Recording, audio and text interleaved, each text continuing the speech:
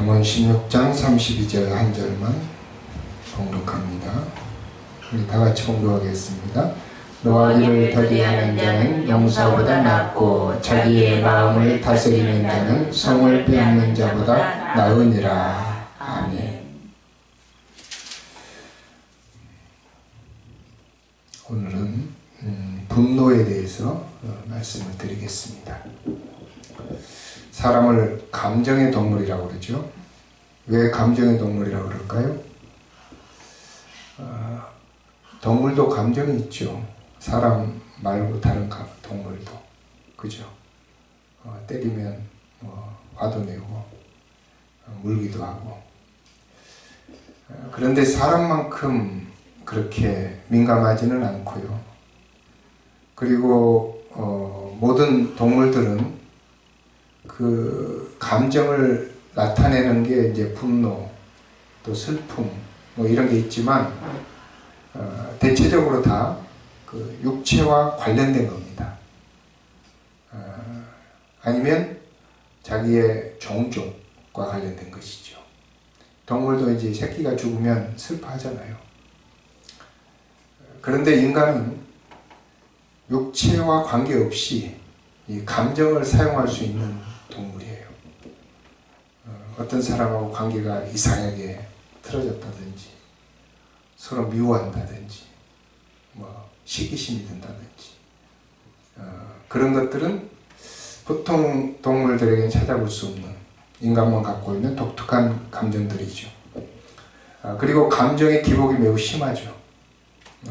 사람들은. 그래서 감정에 많이 좌우되는 동물이 사람이다 라고 하는 것입니다. 그래서 인간은 감정을 잘 사용해야 인생을 성공적으로 살아갈 수가 있습니다. 감정을 잘못 사용하면 엉뚱한 방향으로 나가게 되죠. 특별히 우울한 감정이 지배했을 때 그걸 벗어나지 못하고 생명을 끊는 경우도 많이 있죠. 그래서 인간은 감정을 잘 다루어야 되는데 감정을 잘 사용하지 않는 사람, 이런 사람을 감정이 메마른 사람 이렇게 이야기하죠. 감동이 없어. 뭘 잘해줘도 반응이 없고 못해줘도 반응이 없고 그런 사람을 망부석이라고 그러죠. 돌 같은 사람. 근데 또 감정에 너무 예민한 사람들이 있어요. 그런 사람들을 감정적이라고 이야기를 하죠. 감정적이라는 말은 부정적으로 사용될 때는 이성적이다라는 말의 반대말이죠. 생각을 많이 하지 않고 그냥 느끼는 대로 산다. 그리고 느끼는 대로 쉽게 반응하고 화내고 슬퍼하고 그렇게 하면서 우리가 생각할 수 있는 이성을 많이 사용하지 않는 사람, 이 사람을 감정적인 사람이다 이렇게 이야기합니다. 감정이 메마른 사람이나 너무 감정적인 사람이나 다 문제가 있는 거죠. 그래서 감정을 어떻게 적절하게 우리가 사용할 수 있어야 된다라고 하는 것입니다. 우리 감정은 인간에게 아픔을 주기도 하고 또는 감정 때문에 사람들이 큰 어려움을 당하기도 합니다. 그런데 인간은 감정이 없으면 또 행복을 느낄 수가 없죠. 행복이라고 하는 감정, 사랑이라고 하는 감정, 이런 감정들도 역시 우리가 감정이 예민해야 얻을 수 있고 또 감정을 적절하게 사용해야 잘 얻을 수 있는 그런 것들입니다.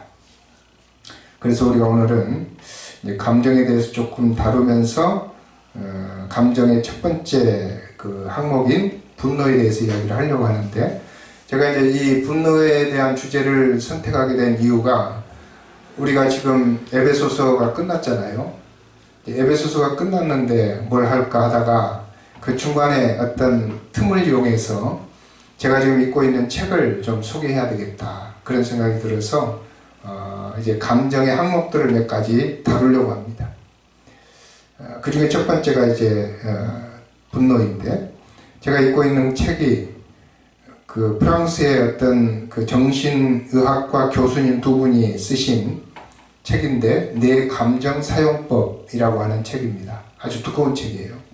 제가 이제 오늘 저녁에나 그 책에 대한 소개를 유튜브에 올리려고 하는데, 그 두꺼운 책의 내 감정 사용법, 책을 읽다 보니까 그 책에 낙서가 많이 돼 있더라고요. 제가 빌려왔는데 그 나무책에다 이렇게 낙서를 하면 안 되겠죠. 근데 낙서를 많이 해놨어요. 보니까 누가 학교 시험 보려고 가서 시험 준비를 했나 봐. 그럼 좀 사서 하지. 돈이 없으면 조금 그 컴퓨터로 치면 되는데, 나도 책을 갖다 놓고는 책을 빌려온 책에는 절대 손을 안 대고 컴퓨터로 다 일일이, 그리고 요즘에는 또 카메라가 있어가지고 카메라 딱 찍으면 돼요. 근데 그걸 막 책에다가 낙서를 하면 안 되겠죠. 근데 아무튼 이제 이 낙서된 책을 통해서 제가 이제 공부를 좀 했는데, 이것은 전문의들이 쓴 책이기 때문에 좀 어렵긴 합니다. 그래서 저는 이제 그 상담학, 심리학 이런 것들을 그 이상하게 공부할 기회가 많이 있어서, 복지 공부할 때도 그렇고 신대원 공부할 때도 그렇고 이제 어느 정도 이해력이 있지만은 그래도 쉽지는 않아요. 처음 보신 분들은 상당히 어려울 거예요. 그렇지만 제가 그 책에 나오는 것들을 그 브리핑 하듯이 짤막짤막하게 중요한 것만 요약을 하고 나서, 그 책이 다는 아니잖아요. 우리는 성경을 중심으로 모든 것을 파악해야 되고, 감정까지도 성경을 중심으로 성경적인 방향으로 접근을 해야 돼요. 왜 의사들이 그 고치지 못한 병이 많습니까? 하나님이 만들어 놓으신 몸을 그들이 다 알지 못하기 때문이죠. 왜 심리학자들이나 왜 정신과 의사들이 사람들의 그 감정의 우울증 같은 걸 치료하지 못합니까? 그들이 그 증세는 보지만 깊은 원인을 모르니까 그래요. 그래서 성경은 그것까지 터치를 해주기 때문에 성경은 매우 중요한 교과서가 됩니다. 먼저 저는 전문가들이 이야기하는 그 감정에 대해서, 분노에 대해서 이야기하는 그것을 소개를 하고 나서 이제 성경적으로 접근을 해보려고 합니다. 여러분, 분노를 느끼지 않는 사람들은 세상에 없습니다. 누구나 다 분노를 느꼈을 거예요. 전혀 화를 안 내지 않는 사람도 있기는 있어요. 그런데 그 사실은 그 마음속에 분노는 있습니다. 어떤 인류학자, 그러니까 그 요즘에 문화인류학이라고 하는 그 학문이 있잖아요. 그 문화인류학, 각 그 족속들에 가서 이제 그 인류에 대한 문화를 연구하는 건데, 그 학자가 에스키모족에 가서 연구를 했는데, 그 책을 썼는데 그 책의 이름이 분노하지 않는 사람들이라는 책이에요. 근데 그 사람들은 가보니까 분노를 안 해, 화를 안 내. 에스키모족들이. 그래서 참 이상한 사람들이다. 세상에 화를 안 내고 사는 종족도 있나? 이렇게 생각하고 연구를 했어요. 근데 정말 화를 안 내는데, 그 외부인들이 와서 이제 화를 낼 때 그 사람들이 쓰는 그 말이 있어요. 그 말이 제가 여기 써왔는데, 무타라 팔루툭 이렇게 이야기합니다. 무타라 팔루툭. 화를 낸 사람에 대해서 쓰는 말이에요. 그게 무슨 말이냐면 그 사람들의 언어로 애 같은 행동이라는 뜻이에요. 애 같은 행동. 그러니까 그 사람들은 애들은 화를 낸다는 거죠. 애들. 그러니까 애들은 화를 내는데 어른이 되면서 분노를 다스리고 조절하는 걸 다 익혀서 그 사회의 어른이 된 사람들은 분노를 하지 않는다는 거예요. 화를 안 낸다는 거예요. 그게 그 종족의 특징이에요. 그래서 분노하는 외부인들을 그렇게 부른다는 거죠. 애 같은 행동. 이렇게 부른다는 거죠. 왜 그렇게 화를 내지 않았을까? 인간이 태어날 때는 모든 사람이 다 똑같은데 왜 화를 안 내는 사회가 되었을까? 그걸 이제 연구를 했는데, 그 사회는, 에스키모족들은 먹을 게 부족해요. 춥잖아요. 춥고, 지금은 이제 외부에서 물자가 들어가기 때문에 부자들입니다. 그 사람들 땅덩어리도 크고. 근데 1950년대까지만 해도 먹을 게 아주 부족한 사회였어요. 먹을 게 부족한 사회에서 서로 이기심을 발휘하거나 또는 서로 먹으려고 싸우다가 분노를 나타내면 종족이 전멸을 하는 거예요. 그래서 그 추장들로부터 시작해서 이 분노하는 것을 철저하게 막았던 거죠. 사람이 화를 낸다거나 자기 감정을 막 표출해가지고 이웃 사람들하고 싸운다거나 이런 것은 아주 큰 징계를 해가지고 어른이 되면 절대 화를 내지 않도록. 화를 내면 망하니까. 그렇게 해서 살아남은 그 사회 공동체의 자기들만의 약속이죠. 화를 내면 안 된다. 화를 내지 말자. 그 약속이 이제 전통적으로 내려오면서 그 사회가 화를 내지 않는 사회가 되었다고 해요. 그러면 우리는 어려서부터 감정을 가지고 태어나는데, 분노의 감정, 욕심의 감정 이런 걸 가지고 태어나는데 어느 정도 사회적 합의에 의해서 아니면 사회 통제에 의해서 그 분노를 조절하는 게 가능해진다는 거예요. 그래서 우리가 이 감정 사용법을 통해서 이 분노를 조절하는 법을 배워야 되겠다, 이런 이야기입니다. 이 분노라고 하는 감정은 우리 모든 사람에게 있는데 그걸 억누른다고 해서 이제 그 심리학적으로 그 방어 기제라는 게 있잖아요. 이제 억제, 승화 뭐 이런 것들이 있는데, 승화는 잘 그걸 해결하는 거죠. 근데 억제는 이게 마음속에 억제되고 나면 그게 병을 일으키는 경우가 참 많다는 거죠. 그래서 분노가 안 좋은 감정인데 그걸 처리해야 되는, 쓰레기를 처리해야 되는, 처리하지 않으면 우리 몸속에서 여러 가지 그 심혈관 발작을 일으키고 또 고혈압의 원인이 된다고 하는 거예요. 그래서 분노를 마음속에 쌓아놓으시면 안 됩니다. 분노를 처리해야 되는 거죠. 그래서 분을 일으키지 않는 게 중요하고 또 분이 났으면 그걸 처리하는 게 중요한데, 그래서 오늘 말씀에서 잠언 31장인가요? 16장 32절에서 노하기를 더디하는 자는 용사보다 낫고 자기 마음을 다스리는 자는 성을 빼앗는 자보다 낫다. 이런 말을 한 것은 그 분노를 조절하는 게 굉장히 중요하다는 걸 이야기하고 있는 거죠. 전문가들이 이 분노를 다스리는 몇 가지 방법을 쭉 이야기를 했는데 9가지인가 뭐 이야기를 했더라고요. 그래서 제가 이제 다른 거 몇 가지 빼고 중요한 거 5가지만 소개하고 나서 제가 생각하는 성경적인 그 분노 다스리는 방법에 대해서 말씀을 드리려고 합니다. 첫 번째, 전문가들이 이야기하는 그 분노를 다스리는 첫 번째 방법은 짜증 유발 요인을 줄여라. 이렇게 해요. 짜증 유발 요인을 줄여라. 짜증이 나는 그 요소들이 있다는 거죠. 그 요소를 빨리 제거해야 되는데 그걸 늘 가지고 살면 이제 안 되는 거죠. 짜증나는 요소가 무엇인지를 잘 살펴봐야 되고, 그 요소, 자기가 짜증이 나거나 화가 났을 때 그 이유도 없이 화가 날 때도 있고 옆에 사람이 없는데도 화가 날 때도 있고 여러 가지 분노의 종류가 다양하잖아요. 그래서 그것을 요인을 분석하고 그걸 없애주고 피해주는 게 중요하다. 제가 오래전에, 요즘에는 그런 방송이 있는지 모르겠습니다만은, 제가 이제 오전에 뭐 뉴스 외에는 잘 안 보니까 그 정규방송, KBS, MBC, 뭐 SBS 이런 방송을 보면 아침 드라마라는 게 있어요. 요즘에는 없어진 것 같더라고. 옛날에는 꼭 아침 드라마가 있었어요. 왜냐하면 주부들이 아침밥을 이제 먹어서 남편이 출근하고 나면 할 일이 없어. 그럼 청소해놓고 딱 앉으면 10시야. 9시 반에서 10시 사이에 드라마를 해. 그게 아침 드라마예요. 요즘에는 주부들이 바빠가지고 뭐 다 일하러 가고 운동하러 가고 그러니까 그게 없어진 것 같아요. 근데 옛날에 그게 있었잖아요. 아침 드라마가. 근데 아침 드라마를 하게 되면 저도 한두 번 봤는데 늘 그 설정이 비슷해. 그 남편이 바람피고 여자가 짜증내고 그리고 남편 들어오면 구박하고 그래서 막 뺨도 때리고 욕설도 하고 막 싸우고 깨지고 이혼하고 막 그런 거야.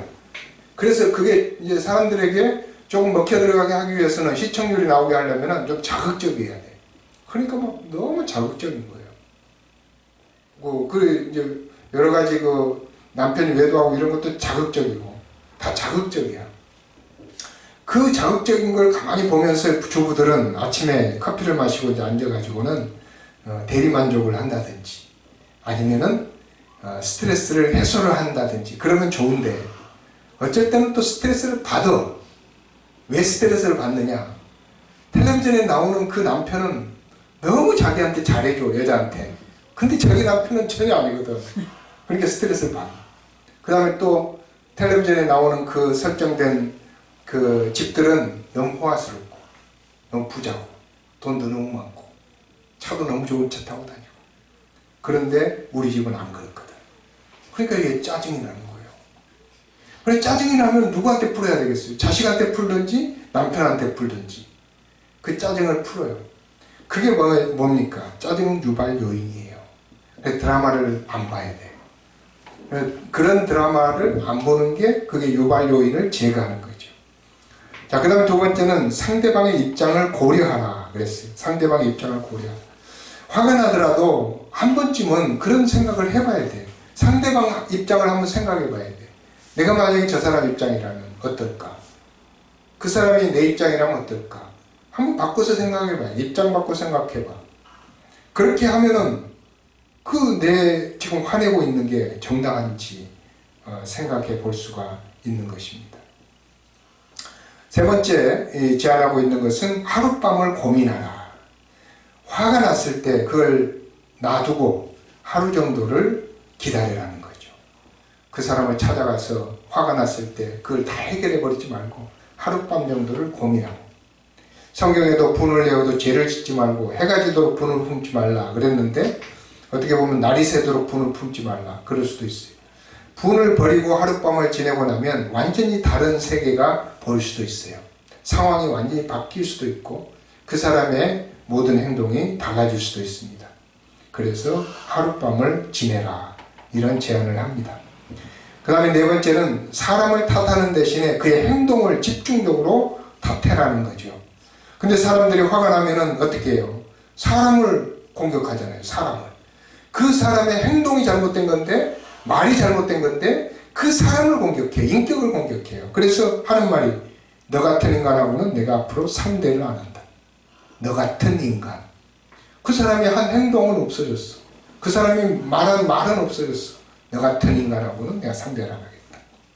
그리고 여자들이 부부싸움 할 때 당신 같은 사람하고 사는 내가 바보지. 당신 같은 사람. 이게 바로 뭡니까? 인격이에요. 인격. 인격을 탓하지 말고 그의 행동을 탓하라는 거예요. 그게 우리가 분노를 줄일 수 있는 좋은 방법이다. 이렇게 이야기합니다.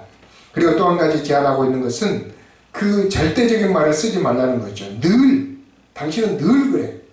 그리고 절대 난 안 그럴 거야. 항상 그래. 뭐 이런 말들, 그 절대적인 말들 있잖아요. 그걸 쓰지 말라. 당신은 항상 그래. 늘 불평뿐이야. 다른 사람을 전혀 생각하지 않아. 전혀라는 말. 그런 말들을 쓰면 결국은 화가 더 북돋아지게 되는 것입니다. 그리고 이제 여러 가지가 있지만은 마지막 한 가지는 일단락 지을 줄 알아야 된다. 모든 것이 딱 끝나면 일단락을 지어야 되는데 그것이 다른 곳으로 또 옮겨가. 그 화낸 것들이 다른 데로 또 옮겨가면 안 돼요. 그리고 또 그것을 곱씹어. 그 다음날도 그걸 꺼내가지고 또 곱씹고 그 다음날도 또 곱씹고 이게 뭡니까? 그게 일단락 짓지 못하는 거예요. 그리고 화가 나더라도 화가 난 그 내용에 대해서는 일단락을 지어야 된다. 그걸 일단락을 못 짓는 걸 뭐라 그러죠? 뒤끝이 만리장성. 뒤끝이 만리장성이다. 그래서 그 일단락을 지을 줄 알아야 화를 자제할 수가 있다고 하는 것입니다. 여기까지는 우리가 정신 상담학자들, 이 사람들이 화에 대해서 충고하는 내용입니다. 근데 이 말들을 해보려고 하면 잘 됩니까? 잘 안 되죠. 그게 문제지요. 몰라서 안 하는 게 아니고 잘 안 되는 게 문제지요. 그래서 우리는 어떻게 이 화를 다스려야 될 것인가? 그리고 믿는 사람들은, 성경적으로 하나님을 믿는 사람들은 어떻게 화를 다스려야 될 것인가? 이게 이제 중요한 오늘의 주제입니다. 제가 아까 잠언 16장 31절을 펴다가 갑자기 15장이 딱 나왔는데 15장 1절에 이런 말이 있어요. 유순한 대답은 분노를 쉬게 하여도 과격한 말은 노를 격동하느니라. 여기에 이 말을 제가 준비를 안 했던 말인데 성경을 넘기다 보니까 갑자기 딱 튀어나옵니다. 유순한 대답은 분노를 쉬게 하여도 과격한 말은 노를 격동하느니라. 노를 격동하는 건 과격한 말이고 분노를 쉬게 하는 것은 유순한 대답이다. 그래서 내 분노 말고 다른 사람 분노는 내가 말에 많이 좌우된다는 거죠. 말로. 근데 이제 오늘 제가 말씀드리려고 하는 성경적으로 화를 다스리는 방법. 첫 번째, 이것은 제가 묵상하면서 이제 이 정신의학과 전문가들이 말하는 거 말고 우리가 성경적으로 어떻게 화를 대해야 될 것인가, 더 깊이 조금 더 할 수 있는 방법은 없을까라고 생각해 봤는데, 그게 첫 번째가 은혜를 받는 겁니다. 은혜를 받는 것. 여러분, 세상은 기브 앤 테이크, 이게 무너지면 화가 납니다. 그리고 공정이라고 하는 단어가 있죠. 공정 또는 정의라는 단어가 깨지게 되면 화가 나죠. 요즘 사람들이 많이 화를 내잖아요. 데모를 하잖아요. 그게 이제 공정에 대한 문제죠. 정의에 대한 문제입니다. 그런데 어떤 사람이 지하철을 타가지고 마스크를 하지 않고 있으면 사람들이 막 화가 나죠. 그래서 어떤 사람은 직접적으로 그 사람에게 린치를 가하기도 합니다. 그게 뭐냐? 그것은 공정이 깨졌다는 거죠. 왜 당신만 하지 않았느냐? 우리는 다 했는데.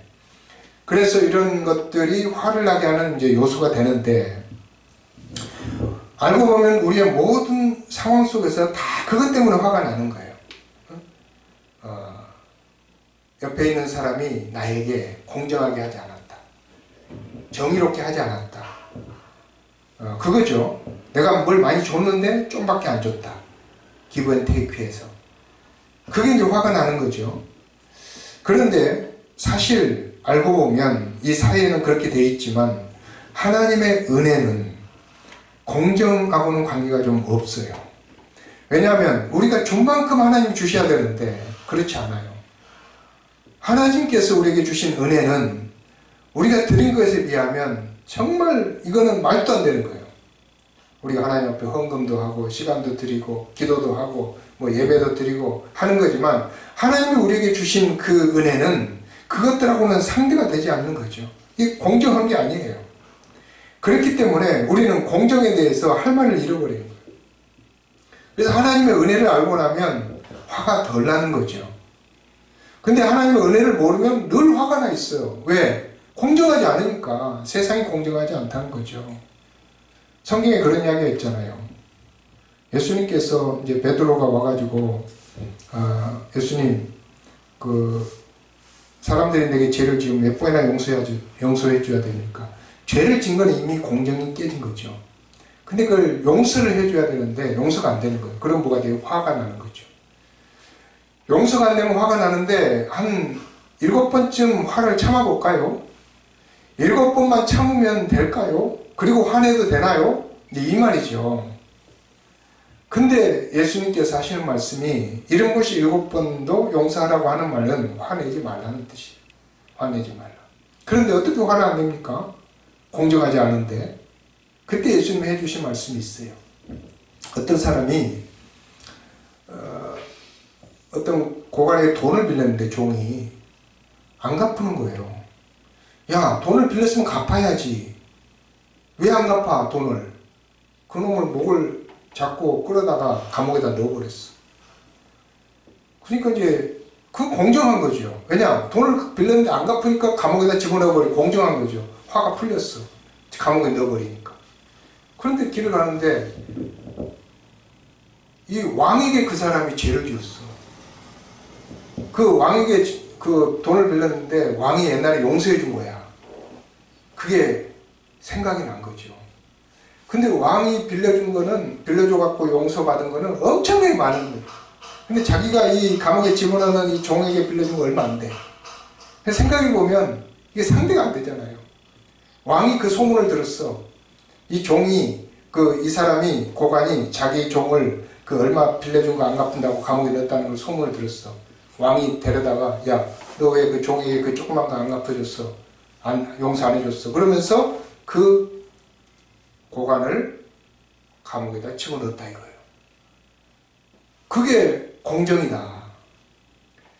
우리가 사실은 용서해주고 그 돈 빌린 거를 탕감해준 것은 공정이 아니죠. 그런데 감옥에 집어넣은 게 공정인데 꼭 세상을 공정으로만 살 거냐 이 말이에요. 그래서 우리가 하나님 앞에 용서받은 걸 생각한다면 이 세상에 정의가 조금 부족해도 공정하지 않아도 우리가 참아내고 살아야 된다. 그런 뜻이죠. 그러면 참아내기 위해서는, 이 세상을 참아내기 위해서는 어떻게 해야 된다? 하나님의 은혜를 많이 받아야 돼요. 그러니까 하나님의 은혜를 많이 받고 나면 다 용서가 돼. 용서가 되면 화가 안 나. 근데 용서가 안 되니까 화가 나는 거예요. 그러니까 하나님의 은혜를 많이 받아야 돼. 근데 사실은 받았는데 깨닫지를 못하는 거죠. 내가 인식을 안 하는 거죠. 하나님이 나를 구원해 준 게 얼마나 큰 은혜입니까? 계산이 안 되는 거죠, 그거는. 그런데 사람들이 나에게 잘못하면 계산이 돼. 계산이 된 거에는 화를 내고, 하나님 나를 계산이 안 될 정도로 많이 용서해 주셨는데, 그거는 화를 안 내는 거죠. 그래서 우리가 하나님의 은혜를 받는, 그게 비밀이에요. 그게 예수님을 경험한 사람들이 아는 비밀. 그래서 성경은 복음의 비밀이라고 이야기합니다. 비밀을 가진 자는 화를 낼 필요가 없어요. 어떤 사람이 막 다투고 싸우면 비밀을 가진 사람은 화를 안 내. 자, 여러분, 경찰들이 어떤 공무원과 막 다툰다고 생각해 봅시다. 거기에 우리나라 비밀 국정원 직원이 싹 가서 그 내용을 다 알고 있어요. 알고 있으면 이 국정원 직원은 비밀을 알고 있기 때문에 화낼 필요가 없어요. 왜? 비밀을 다 알고 있으니까. 하나님의 비밀을 가진 사람, 하나님의 은혜를 가진 사람, 이 사람들은 화를 낼 필요가 없는 거죠.